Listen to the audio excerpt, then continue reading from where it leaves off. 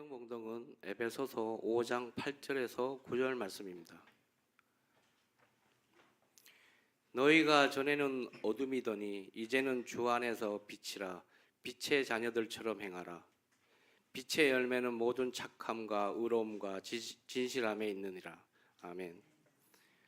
그의 영혼이 빛나는 이유라는 제목으로 목사님 설교 말씀 선포하시겠습니다. 반갑습니다.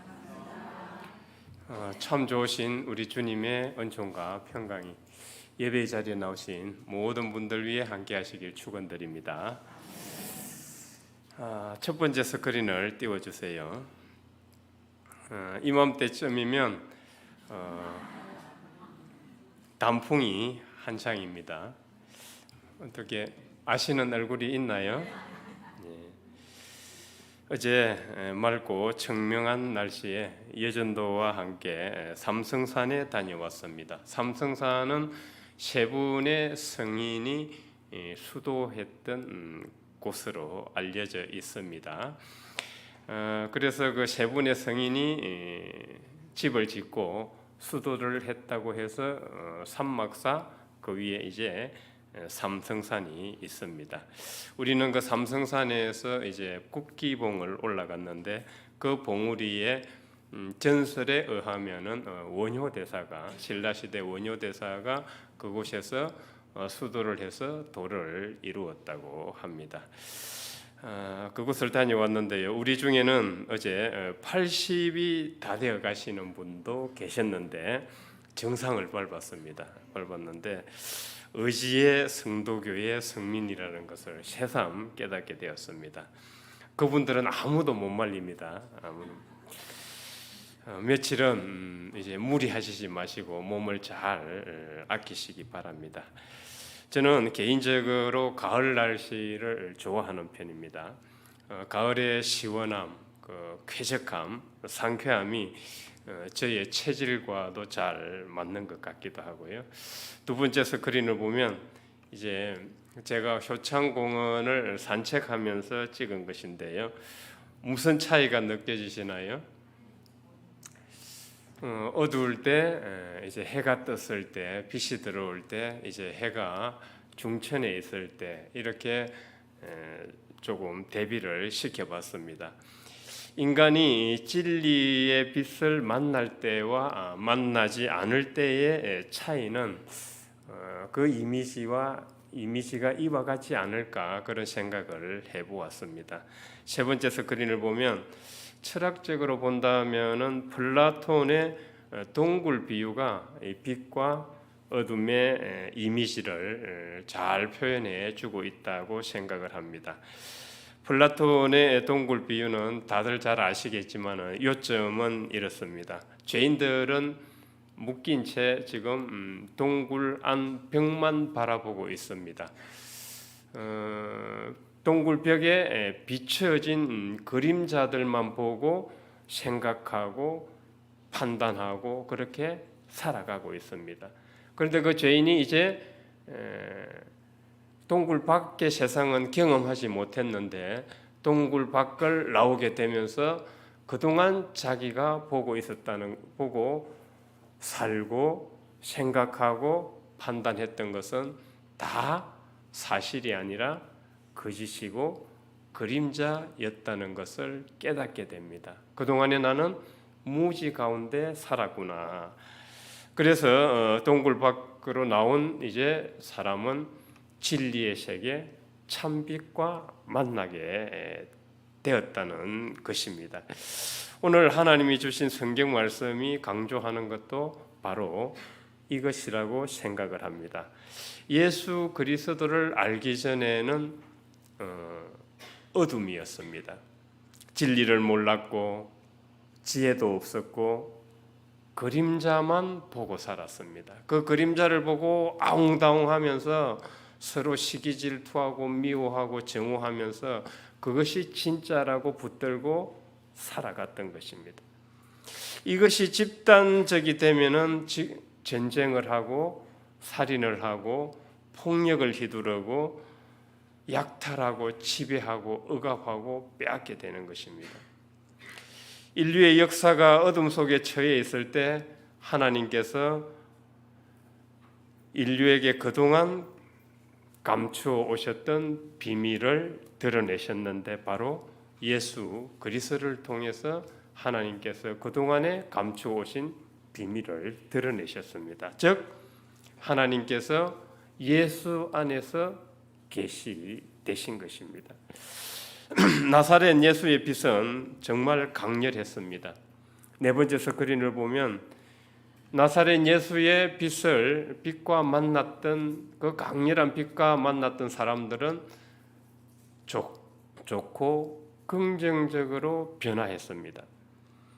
병고침을 받은 자도 있었고 삭개오처럼 달리다굼 그 죽었던 아이가 다들 죽었다고 울며 통곡하고 있었는데 예수님께서 달리다굼 소녀야 일어나라고 했을 때 죽었던 아이가 살아나는 기적이 있었습니다.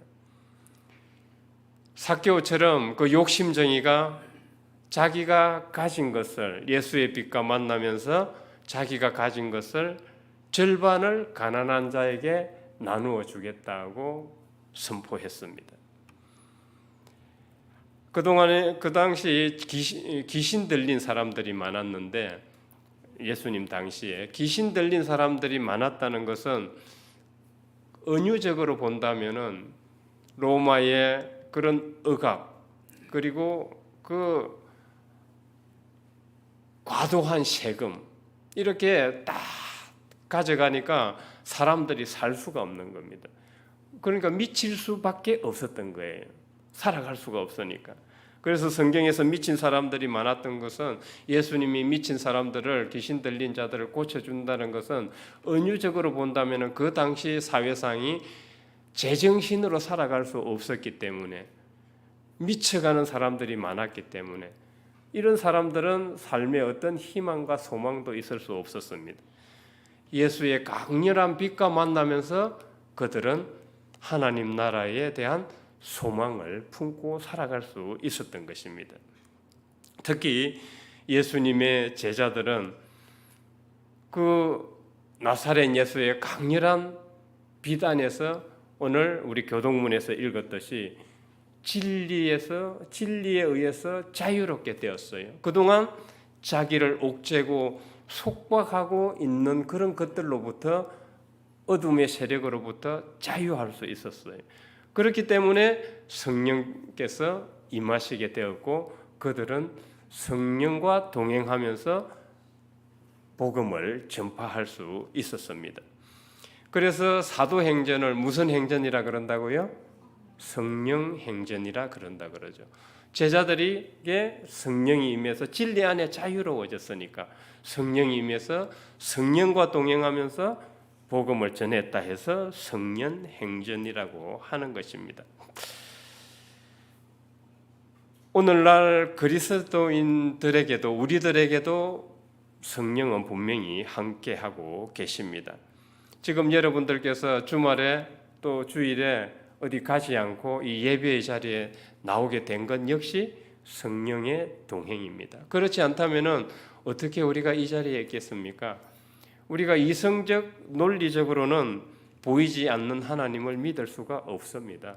그래서 칸트는 3대 이성 비판을 썼는데 그중에서 순수 이성 비판이라는 책에서 인간의 이성으로서는 신을 알 수가 없다. 신을 알 수가 없다. 그래서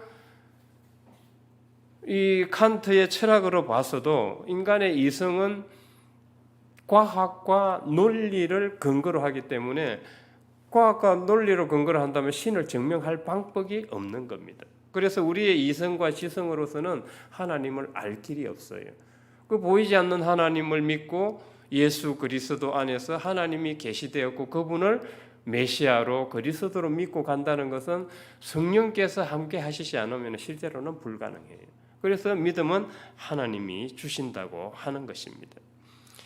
그래서 지금 이 예배의 자리에 나와서 예배를 드리는 이 자체가 성령과의 동행이라고 보시면 됩니다. 나는 왜 성령이 없지 그러고 매번 그냥 신비한 일도 일어나지 않다고 이렇게 생각하시면 곤란합니다. 성령은 이 자리에도 우리와 함께 예배의 자리를 우리로 인도하셨다는 것을 우리는 알아야 됩니다. 그러면 이제 믿음과 신앙이 바로 성령의 동행이라고, 성령이 함께 하셨다고 우리는 이제 볼 수 있는데, 그러면은 우리가 이제 예수 그리스도의 빛과 만난 사람들로서 우리를 어떻게 증거할 것이냐. 그러니까 이제 믿음과 신앙이 있다. 요걸로만 이제 증거를 할 것이냐. 나는 이제 내 안에 빛이 들어왔습니다. 주님의 빛이 들어왔습니다. 나는 주님의 빛과 만났습니다. 그런데 그 사람 행동을 보면 영 아닙니다. 오늘 기도에서도, 기용 기도에서도 나왔지만은 세상 사람들은 기독교 그러면은 그걸 변경시켜서 무슨 독교라 그래요. 지금 이 정도로 무시받고 괄시받고 있는 기독교가 되었습니다. 왜 그럴까요? 나는 믿었다, 신앙이 있다, 성령과 동행하고 계시는데 그 증거로 나타나는 게 없다는 겁니다. 그 증거로 나타나는 게. 나는 이전에 어둠이었어요. 예수를 만나기 전에는. 그 어둠이었는데 이제는 빛과 만났으니까 밝은 세계로 나왔고 무지의 세계에서 진리의 세계로 나왔으면 뭘로 증명할 거냐는 겁니다. 믿음 신앙으로 증명을 해야 되겠죠. 그 믿음 신앙이 열매가 있어야 된다는 거죠. 그래서 다섯 번째 스크린을 보면 예수님은 마태복음에서 열매를 보면 그를 알 수 있다 그러신 거예요. 열매를 보면 알 수 있다. 그러니까 믿음과 신앙 가지고만 안 되고 열매가 있어야 된다는 것을 강조하셨던 것입니다. 그래서 사도 바울은 이제 빛의 자녀가 되었으면은 그 열매가, 빛의 열매가 있어야 되는데 그 빛의 열매가 오늘 에베소서에서 세 가지를 들고 있어요. 뭐죠? 착함, 의로움, 진실됨. 이 세 가지 빛의 열매를 들고 있습니다. 여섯 번째 스크린을 보면 헬라어 원어를 보면 이 착함은 단순히 착한 것을 의미하는 것이 아닙니다. 우리는 저 사람 착하다 그랬는데 몇 년 뒤에 보면 그 사람 착하지 않은 경우도 있어요. 더 위험한 상태에 위험한 일을 저지르는 사람도 있어요. 그건 착한 게 아니죠. 착하다 그러는 것은 이 헬라어 원어에서 착함은 내면의 선의가 있어야 돼요. 내면의 선의가 있으면서 그 내면의 선의가 아름다운 행동으로 나타날 때 이걸 오늘 에베소서 헬라 원어를 본다면 착함이라고 뜻하고 있어요. 그러니까 아름다운 내면의 선의가, 믿음이, 신앙이 아름다운 행동으로 사랑과 자비와 포용으로 나타나야 그때 비로소 그 사람이 착하다 이렇게 말하는 것입니다. 예를 한번 들어볼게요. 동양에서는 이걸 암과 행위의 일치다. 그걸 지행합일이라 그래요. 달리 말하면 문자를 쓰면은 지행합일이라 그래요. 암과 행동의 일치. 그러면 예컨대 이런 거예요. 효도를 한다는 자녀가 마음은 지금 부모를 짐짝같이 생각을 해요. 그러면서 마지못해서 지금 부모를 복양한다고 칩시다. 그거 효도 맞아요? 뭐가 없어요? 내면에 선의가 없어요. 그 행동으로 보여줄 뿐이에요. 우리 지금 세상 살아가면서 그런 사람들 엄청 많아요. 마음이 없으면서 진동한 효도를 한다고 할 수가 없죠. 자녀를 사랑하는 마음이 없이 양육하고 그냥 학원비 주고 그냥 사랑하는 마음이 전혀 없어요. 그럼 학원비 주고 학원 보내고 그렇게 한다면 그 부모 애라고 할 수 있어요? 부모가 내면에 선의가 없습니다. 반대로 마음은 정말 지금 부모를 사랑하고 공경해요. 근데 행동을 보면은 자기는 매일 술 마시고 그 부모 복양을 하지 않고 자기 그 놀러 다니는 데 다 쓰고 부모한테는 전혀 하는 게 없어요. 효도 맞아요? 내면의 선의는 없는데 행동으로 나타나지 않는 거예요.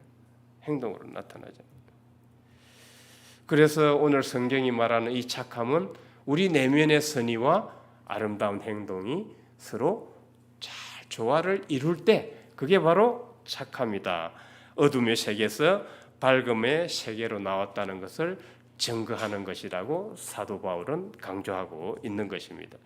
토마스 아퀴나스는 죄란 무엇인가 했을 때 그 죄는 그릇된 사랑이다 이렇게 표현을 했어요. 그릇된 사랑. 그릇된 사랑을 달리 말하면은 이 내면과 행동이 불일치할 때 우리는 그릇된 사랑을 한다 그래요. 사실 우리 삶을 돌아보면은 우리가 그리스도인이면서 그릇된 사랑을 하는 경우가 많습니다. 우리의 삶에 우리뿐만 아니죠. 이 세상, 이 사회 문화가 그릇된 사랑으로 이렇게 다 얼룩져 있다고 저는 생각을 합니다.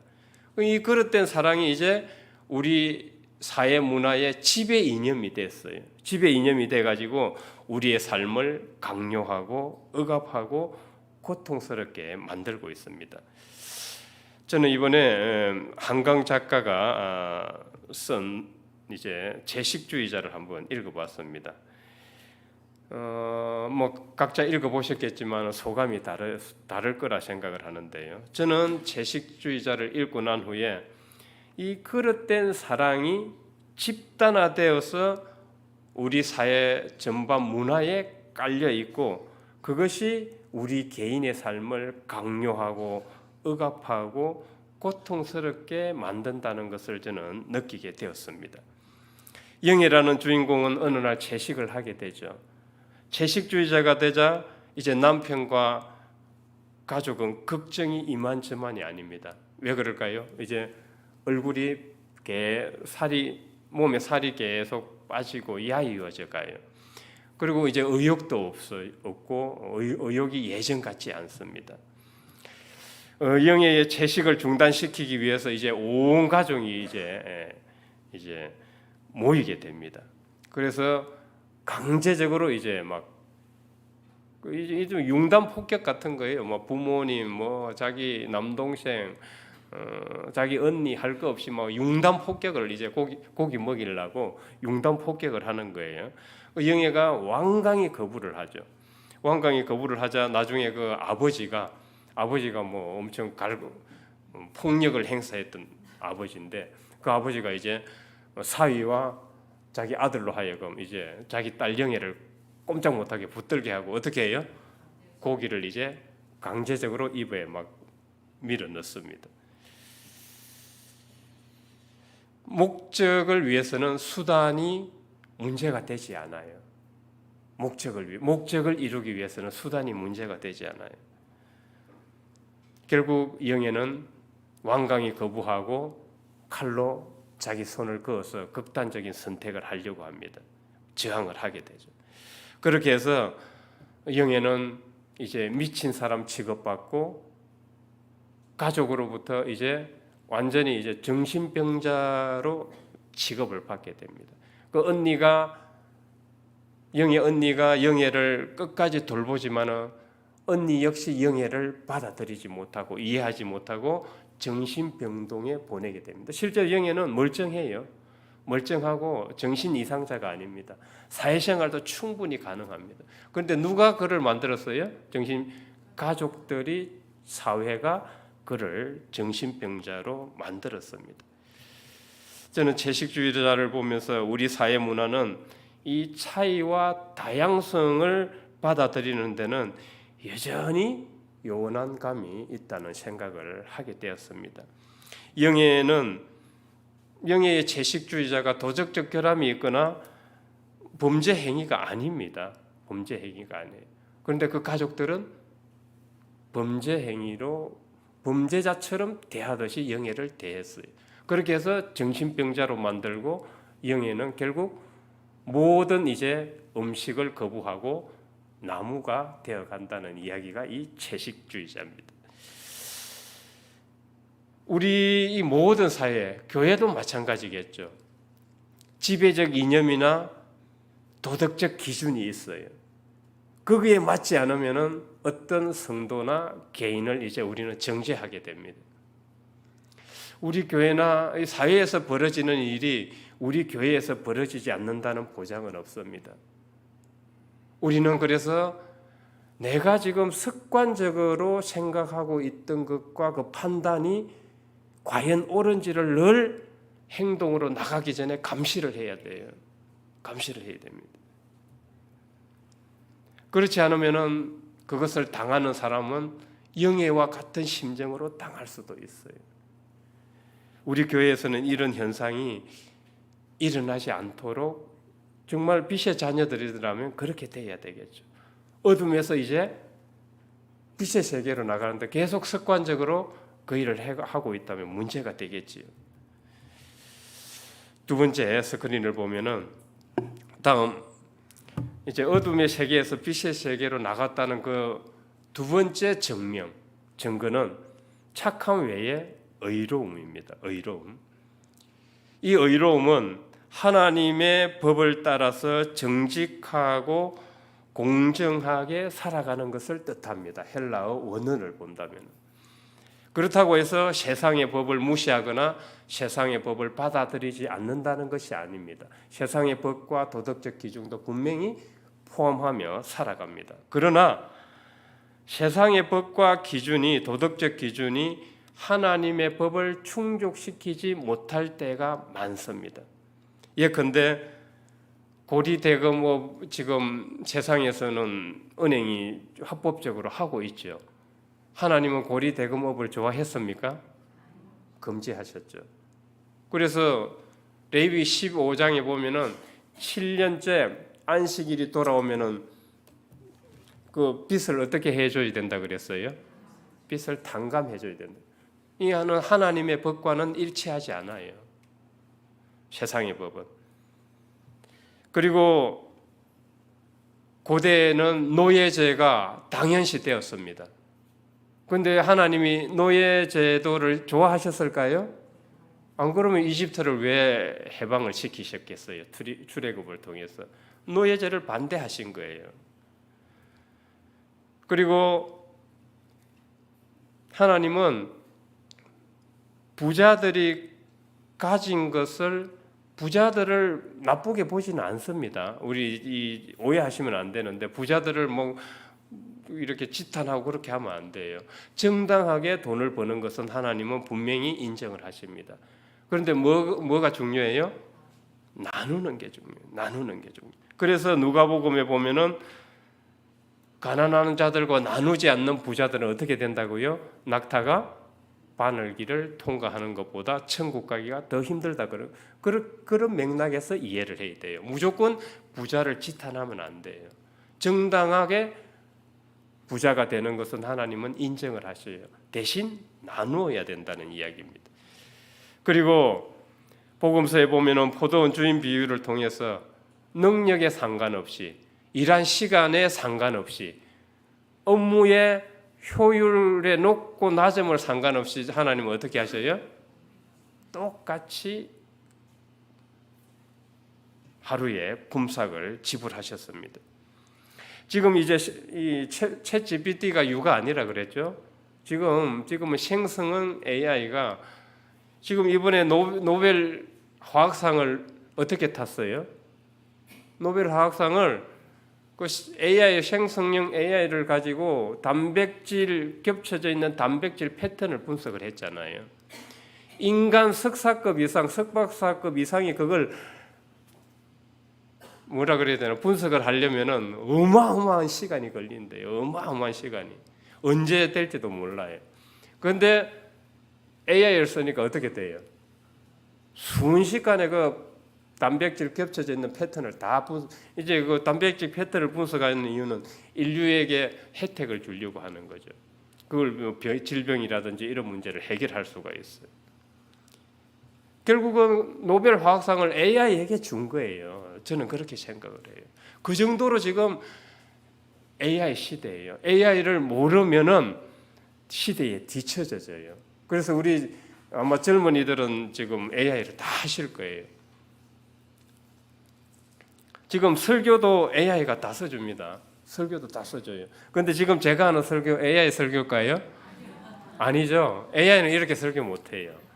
저만의 독특한 이 설교 방식이에요. AI는 이렇게 설교 못합니다. 그래서 저는 아직까지는 제 설교가 AI보다 낫다 이렇게 생각을 해요. 저도 해봤는데 AI 설교는 싱거워서 못 보겠더라고요. 아무튼 지금은 아마 10년 내에 이제 인간보다 더 똑똑한 AGI가 나온다 그래요. 5년, 10년으로 잡고 있어요. 그때 되면 이제 저는 뭐 목회 그만둬야죠. 뭐. 그리고 이제 똑똑하면 설교 더 잘할 건데 뭐 제가 할 일이 없죠. 뭐.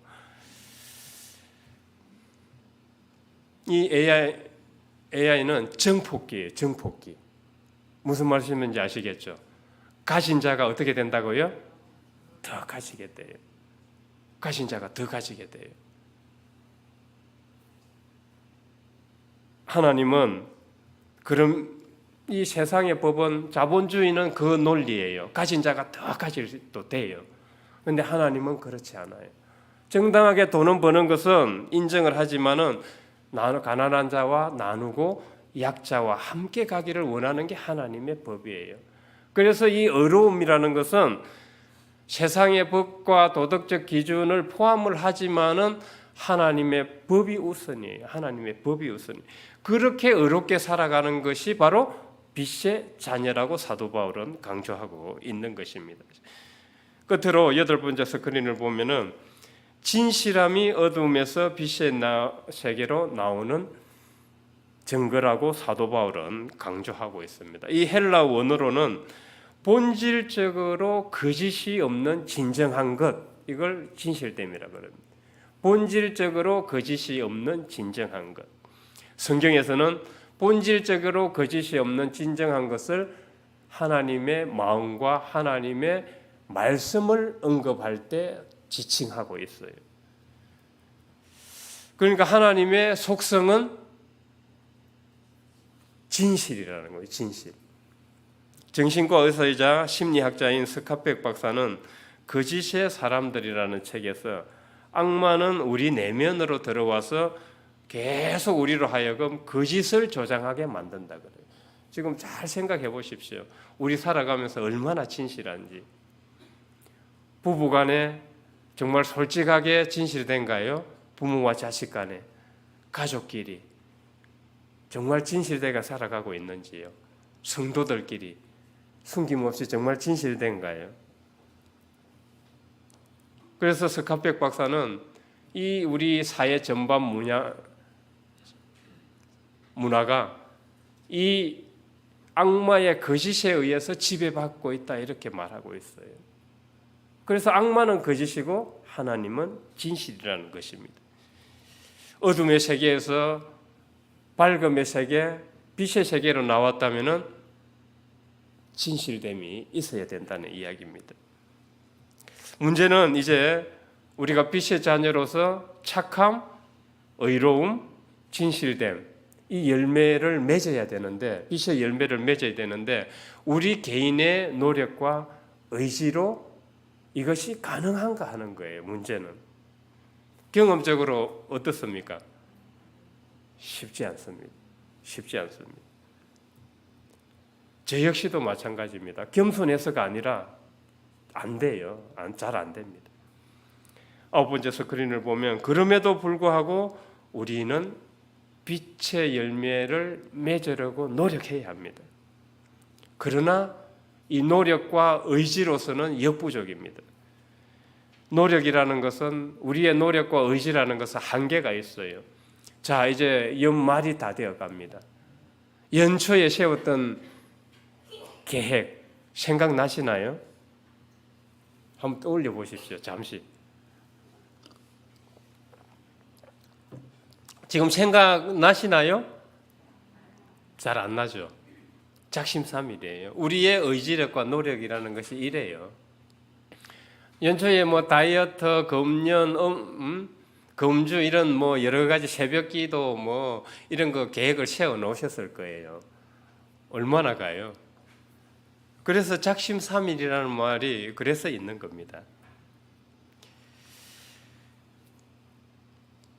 특히나 하나님을 믿고 하나님의 삶을 하나님을 바라보고 하나님을 향해 가는 이 영성의 삶은 우리가 평생을 수행해야 되는 문제예요. 평생을 하루아침에 되는 사도 바울도 그랬잖아요. 자기가 성령과 동행하며 성령이 임해서 살아가지만은 어떻다고요? 자기의 마음의 법은 하나님을 따르고 싶은데 자기 거짓자는 애호는 계속 죄의 법을 원한다고 그러잖아요. 그 영성의 문제는 평생을 수행해야 될 문제예요. 이게 우리의 의지와 노력으로 가능한가? 그래서 근원적으로 우리의 인식 전환을 해야 됩니다. 근원적으로 우리가 골로새서와 이제 에베소서는 우주적 그리스도. 우리가 이 우주적 그리스도와 연결되어 있고 그리스도의 생명이 우리 안에 있다는 이 인식 전환을 해야 돼요. 이 인식 전환이 되지 않고서는 우리의 의지가 노력으로는 사실상 힘듭니다. 사실상 힘들어요. 불가능하다고 해도 과언이 아니에요. 예전에 선비들의 삶을 보십시오. 선비들을 그 공부시킬 때 그 스승들이 어떻게 시켰냐 하면은 최고 먼저 공부시킬 때 강조하는 게 있어요. 뭐냐 하면은 너희 안에 선비가 성인 공부를 하려면은 너희 안에 잠재적 성인이 있다는 것을 인식을 해야 된다. 잠재적 성인. 사도 바울이 늘 강조했던 게 있죠. 내 안에 누가 산다 그랬어요? 그리스도가 산다 그랬고 여러분들 안에도 9번째 스크린을 보십시오. 고린도전서 15장 22절 한번 읽어보십시오.